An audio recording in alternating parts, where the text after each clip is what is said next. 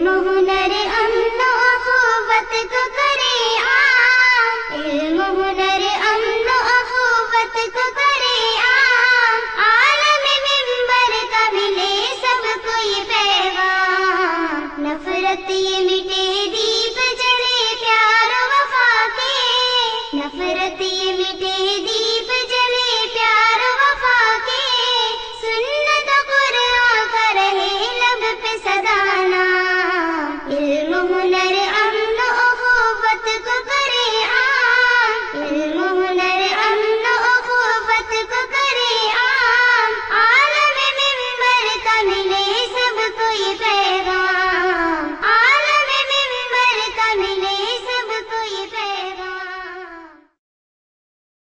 قال النبي صلى الله عليه وسلم لأن يهدي الله بك رجلا واحدا خير لك من حمر النعم۔ اسلام نے جو حد مقرر کی ہے اس سے آگے بڑھ کر نماز نہیں پڑھتا، روزے نہیں رکھتا اور دوسرے شرعی اعمال کو نہیں برتتا، اگر دل صالح نہ ہو تو ہمارا کوئی اعمال صالح نہیں ہو سکتا۔ تم زنا کے قریب تک نہ جاؤ۔ اے مومنو، تم سب کے سب اپنے رب سے توبہ کرو۔ ایسی تمام باتوں کو جس سے عورت کی عزت اور حرمت متاثر ہوتی ہے اس پر بٹا لگتا ہے۔ جوش اور جذبات کی عمریں ہوتی ہیں، ان عمروں میں ان کے بہکنے کے اندیشے زیادہ ہوتے ہیں۔ کہ ایک انسان حلال کھاتا ہو، حلال کماتا ہو، وہ ایک جو کچھ بھی قرآن میں ہے اس کی عملی تشریح، اس کی عملی تفسیر اللہ کے رسول کی زندگی۔ وہی ایسی باتیں کیا کرتے ہیں جن کا حقیقت سے کوئی تعلق نہیں۔ رسول اللہ صلی اللہ علیہ وسلم نے فرما دیا کہ لا نبی بعدی، میرے بعد کوئی نبی نہیں آنے والا ہے۔ اپنے وقت میں تمام دنیا پر فضیلت عطا فرمائی۔ اللہ کی رسی کو مضبوطی کے ساتھ پکڑ لو، وَاعْتَصِمُوا بِحَبْلِ اللَّهِ جَمِيعًا وَلَا تَفَرَّقُوا، آپس میں تفرقہ بازی مت کرو۔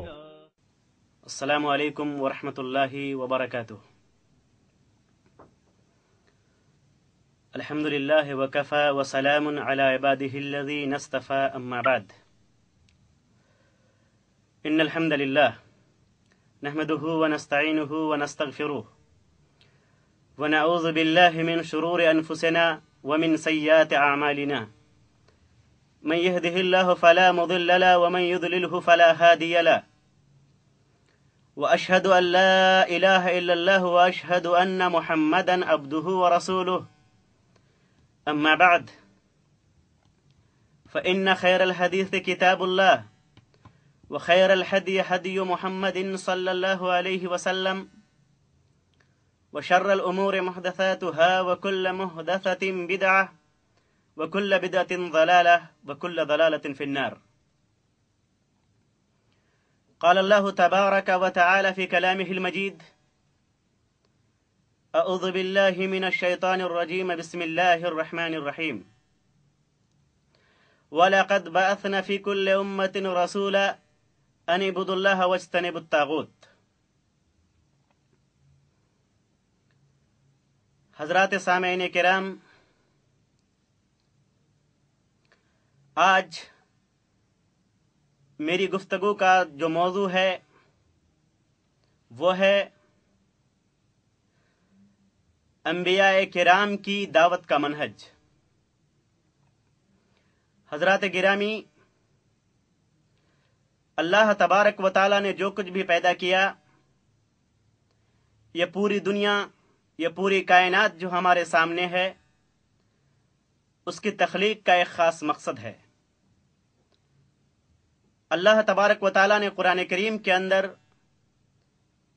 اس مقصد کو وضاحت فرماتے ہوئے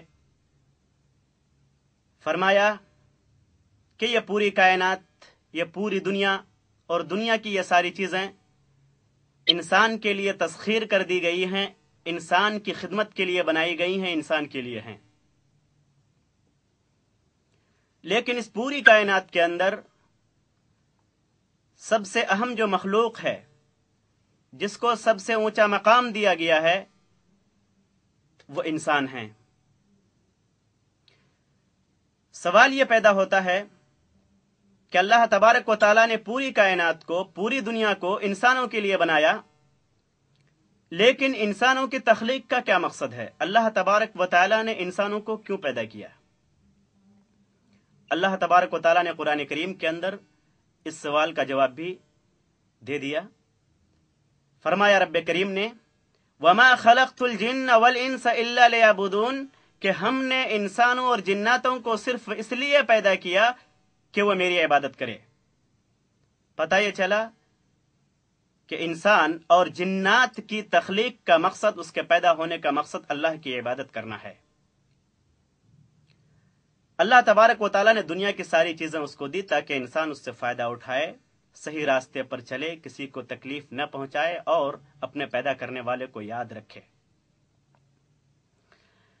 لیکن الانسان مرکب من الخطأ والنسیان کہ یہ حضرت انسان خطا کاری اور نسیان کا پتلا بنایا گیا ہے، اس سے بھول چک ہو جاتی ہے، غلطی ہو جاتی ہے، شیطان کے بہکاوے میں یہ آ جاتا ہے، اس لیے کہ شیطان انسان کا ازلی دشمن بنایا گیا ہے۔ جب بھی یہ انسان صحیح راستے سے بھٹک جاتا ہے، جب بھی یہ انسان غلط راستے کی طرف چلا جاتا ہے، تو ظاہر ہے کہ اس کا انجام اچھا نہیں ہوتا، نہ اس دنیا میں اور نہ ہی آخرت میں۔ چنانچہ بھٹکے ہوئے انسانوں کو صحیح راستہ پر لانے کے لیے اللہ تبارک و تعالیٰ نے نبیوں اور رسولوں کو بھیجنے کا ایک سلسلہ جاری کیا، اور اس دنیا کے اندر، اس کائنات کے اندر بے شمار نبیوں اور رسولوں کو مبعوث فرمایا۔ مثال کے طور پر حضرت نوح علیہ السلام، حضرت موسیٰ علیہ السلام، حضرت یعقوب علیہ السلام، حضرت ایوب علیہ السلام، حضرت ابراہیم علیہ السلام، حضرت اسماعیل علیہ السلام، حضرت اسحاق علیہ السلام، حضرت عیسیٰ علیہ السلام، اور سب سے آخری نبی جناب محمد رسول اللہ صلی اللہ علیہ وسلم۔ اس سے پہلے جتنے بھی رسول اور نبی بھیجے گئے وہ کسی ایک خاص قوم، خاص ملک اور خاص خطے کی طرف بھیجے گئے، لیکن جب جناب محمد رسول اللہ صلی اللہ علیہ وسلم کو اللہ تبارک و تعالیٰ نے بھیجا تو آپ کو پوری کائنات کے لیے، پوری دنیا کے لیے، تمام قوم کے لیے، عرب کے لیے، عجم کے لیے، گورے کے لیے، کالے کے لیے، ہر ایک کے لیے رسول بنا کر کے بھیجا، اور جناب محمد رسول اللہ صلی اللہ علیہ وسلم کی بعثت سے لے کر قیامت کے آنے تک اس پوری مدت کے لیے جناب محمد رسول اللہ صلی اللہ علیہ وسلم کو رسول بنا کر کے بھیجا۔ جب آپ مذہب کی کتابوں کا مطالعہ کرتے ہیں تو بخوبی یہ اندازہ ہوگا، اور خاص طور پر قرآن کریم کا جب آپ مطالعہ کریں گے تو یہ بات چڑھتے ہوئے سورج کی طرح صاف اور واضح ہو جاتی ہے کہ تمام انبیاء کرام کے بھیجنے کا جو مقصد تھا وہ یہ کہ اللہ تبارک و تعالیٰ کی طرف اللہ کے بندوں کو بلائے، صحیح راستے پر انسانوں کو چلائے۔ چنانچہ ہم دیکھتے ہیں کہ تمام انبیاء کرام نے صحیح راستے کی طرف لوگوں کو بلایا، اور سب سے عظیم دعوت جو لوگوں کے درمیان پیش کی وہ توحید کی دعوت تھی۔ اسی کو قرآن کریم نے کہا کہ وَلَقَدْ بَعَثْنَا فِي كُلِّ أُمَّةٍ رَسُولًا أَنِ اعْبُدُوا اللَّهَ وَاجْتَنِبُوا الطَّاغُوتَ۔ ہم نے ہر قوم میں نبی یا رسول بھیجا اس پیغام کے ساتھ، اس میسج کے ساتھ کہ وہ انسانوں کو ایک اللہ کی عبادت کی طرف بلائے، وَاجْتَنِبُوا الطَّاغُوتَ، اور طاغوت کی عبادت سے لوگوں کو بچنے کا حکم دے، اس سے بچائے۔ طاغوت کہتے ہیں کل ما یعبد من دون اللہ، اللہ کے علاوہ، خالق باری تعالیٰ کے علاوہ جس چیز کی بھی عبادت کی جائے وہ طاغوت ہے۔ پتہ یہ چلا کہ جتنے بھی انبیاء کرام اور رسول اس دنیا کے اندر تشریف لائے، سب کی دعوت کا سب سے اہم بنیادی کردار جو تھا وہ یہ کہ توحید کی طرف لوگوں کو بلائے، ایک اللہ کی عبادت کی طرف لوگوں کو بلائے۔ چنانچہ نبی کریم صلی اللہ علیہ وسلم نے فرمایا کہ تمام رسول اور نبی کی دعوت کا بنیادی مرکز توحید ہے، البتہ اس کی شریعتیں مختلف ہیں۔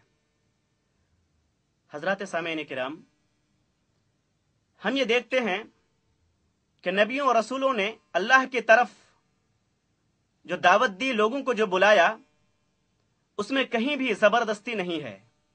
قرآن کریم نے کہا لا اکراہ فی الدین، آپ دین کے معاملے میں زبردستی نہیں کر سکتے۔ آپ کے پاس جو میسج ہے، آپ کے پاس جو پیغام ہے، دین کی جو بات آپ کے پاس ہے وہ آپ دوسروں تک پہنچا دیجئے، لیکن آپ اس کے اوپر दारोगा बनाकर नहीं भेजे गए कि आप जबरदस्ती करेंगे। अगर उसका दिल मुतमईन है आपकी दावत से तो यकीनन वो उस दावत को कबूल करेगा। अगर दिल मुतमईन नहीं है तो नहीं करेगा। ला इकराह फिद्दीन, आप दीन के मामले में जबरदस्ती नहीं कर सकते। लेकिन जहां तक दीन की दावत का मामला है तो हर एक तक पहुंचाना है, चाहे वो अमीर हो, चाहे गरीब हो, चाहे गोरा हो, चाहे काला हो, चाहे ऊंचे तबके का हो, चाहे नीचे तबके का हो, चाहे दुनिया के किसी भी खत्ते का हो, चाहे वह बादशाह हो, चाहे वह रियाया हो, हर एक तक दीन को पहुंचाना है। चुनांचे हम देखते हैं कि हजरत मूसा अलैहिस्सलाम ने अपने वक्त के बादशाह फिरौन के पास दावत को पेश किया, हजरत इब्राहिम अलैहिस्सलाम ने नमरूद के सामने दावत को पेश किया, और इस तरह दीगर अंबिया किराम ने अपने वक्त में इस दावत को पेश किया। आम लोगों के सामने भी दावत पेश करनी है, जिस तरह से हजरत ईसा अलैहिस्सलाम ने अपने हवारी और अपने साथियों के सामने दावत को पेश किया, उसी तरह से आम लोगों के सामने भी दावत पेश करनी है। जनाब मोहम्मद रसूलुल्लाह सल्लल्लाहु अलैहि वसल्लम की जिंदगी में हम देखते हैं कि आप सल्लल्लाहु अलैहि वसल्लम ने बादशाहों के नाम भी खुतूत लिखे। आप सल्लल्लाहु अलैहि वसल्लम ने इस्लाम का मैसेज, इस्लाम का पैगाम, तौहीद की दावत मक्का के रहने वाले तमाम लोगों को भी दी, सरदारों को, चौधरियों को, अमीर लोगों को, गरीब लोगों को, तमाम को दी, और जिसने भी इस्लाम को कबूल किया आपने उसको सीने से लगाया।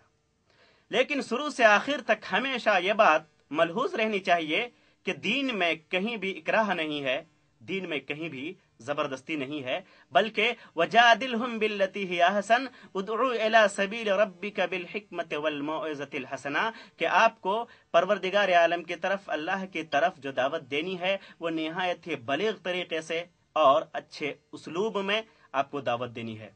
साथ साथ आपका अखलाक भी अच्छा होना है और आपका किरदार भी अच्छा होना है। आप एक आइडियल बने, जिस दावत को आप पेश कर रहे हैं उसके लिए आपको एक मुकम्मल आइडियल बनना है। अगर आप आइडियल बनाकर नबी की पूरी दावत को पेश कर रहे हैं तो यकीनन ये दावत सही है। अगर आप ऐसा नहीं करते हैं और दावत के किसी हिस्सा को लेते हैं, किसी को नहीं लेते हैं, बल्कि दावत इस्लाम में नबियों का जो तरीका है वो ये है कि तौहीद की पहली दावत दी जाए और सबसे ज्यादा जोर तौहीद पर दिया जाए। अगर आप ऐसा कर रहे हैं तो यकीनन दावत का ये उसलूब, ये मनहज सही है। अगर ऐसा नहीं करते हैं तो यकीनन ये मनहज नबियों के तरीके से, रसूलों के तरीके से हटा हुआ है, उससे अलग थलग है। अल्लाह ताला हमको दीन के मामले में सही समझता फरमाए और गलत रास्ते से बचाए। व आखिरु दावाना अनिल हम्दुलिल्लाहि रब्बिल आलमीन। नाम तूने मोहम्मद अली रख लिया, क्या यही बस मुसलमान की पहचान है। वक्त तुझको नहीं बंदगी के लिए, वक्त तुझको नहीं बंदगी के लिए, हक से गाफिल है तू जिंदगी के लिए। बंदगी छोड़ दी जिंदगी के लिए, क्या यही बस मुसलमान की पहचान है।